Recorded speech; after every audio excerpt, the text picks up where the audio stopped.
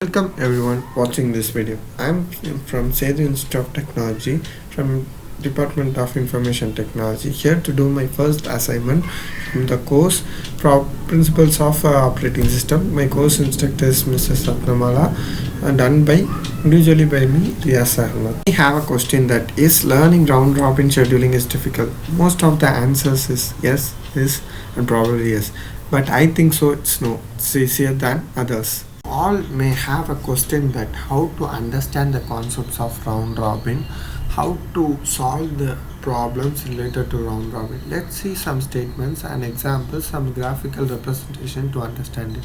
Here, statement relevant to round robin scheduling. The name of the algorithm comes from the round robin principle, where each person gets an equal share of something in turns. It is the oldest, simplest scheduling algorithm which mostly used for multitasking. In round robin scheduling, each task runs turn by turn only in cyclic view for a limited time slice. Now, let's see some important characteristics of round robin scheduling. There are many important characteristics of round robin scheduling. I have listed four. I think it will be useful to you. Now let's see the first point. The CPU is shifted to the next process after a fixed interval time, which is called time quantum or time slice. That is, the process will be given a certain time. If it does not execute, it will move on to next. Okay, let's see second point. It is a real-time algorithm which responds to the event within a specific time limit. Then let's see third point. Round robin is one of the oldest, fairest and the easiest algorithm. As I already said, it is easier than others. And the fourth point is it is widely used scheduling method in traditional OS systems. I think so. You may have understand some concepts of round robin scheduling with the statement and the important characteristic. Now let's see an example relevant to round robin scheduling. The question given is consider the set of process whose arrival time and burst time are given below. The data will be given below.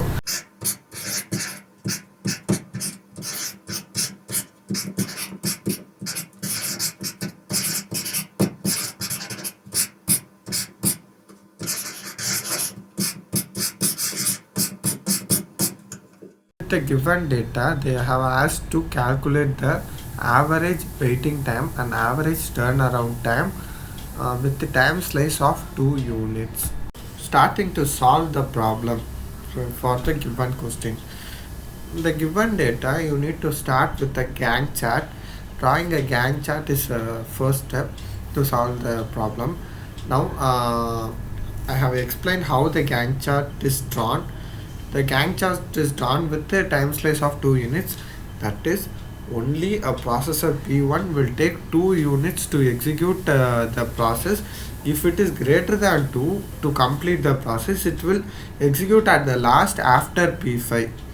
That is, it runs in a round manner. As I already said, in a cyclic manner it runs. As we have completed the Gantt chart, with the help of Gantt chart, we need to find the average waiting time and average turnaround time. To know the average value of turnaround time and waiting time, we need to know the formula of turnaround time and waiting time. Turnaround time formula is given as completion time minus arrival time, and the waiting time formula is given as turnaround time minus burst time. On a table with the process ID, completion time, turnaround time and waiting time. We know the completion time with the help of Gantt chart when the process is completed. If we got the completion time, we will apply in the turnaround time formula with arrival time and get the turnaround time value.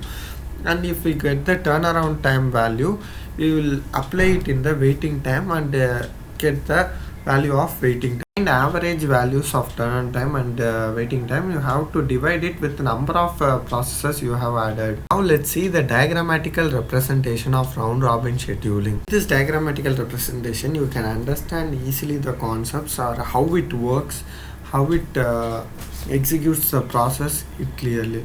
Now a process P1 shifts to P2 and shifts to P3, and next it shifts to P4, next it shifts to P5.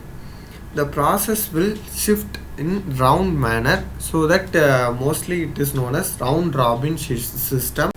You may think that this system is like FCFS system, but in round robin system they will mention time slice or time quantum. That is, within the time slice or time quantum, the process need to be completed. Otherwise, it will be shifted after P5 in a cyclic manner. I think this diagrammatical representation will be easier to understand for you than statement and example. We are nearing the end section. With advantages and disadvantages of round robin system, we can conclude this. I have listed 3 advantages. Let's discuss the first point. All the jobs get a fair allocation of CPU. That is, all P1, P2, P3 all will get a equal priority.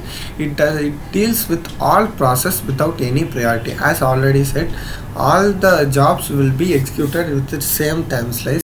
The third point says that the best performance in the term of average response time. Let's discuss some disadvantages. I have listed 3 disadvantages.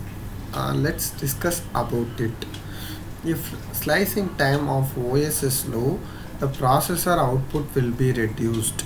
This is the first point. That is, if the slicing time of the OS is low, the output will be reduced. It will be small, and priority cannot be set for the process. For an important process, you cannot set a priority. And the third point says that round robin scheduling does not give special priority for more important tasks. That is same as second point. If you need a job importantly, it cannot influence it to do first. Thank you for watching this video.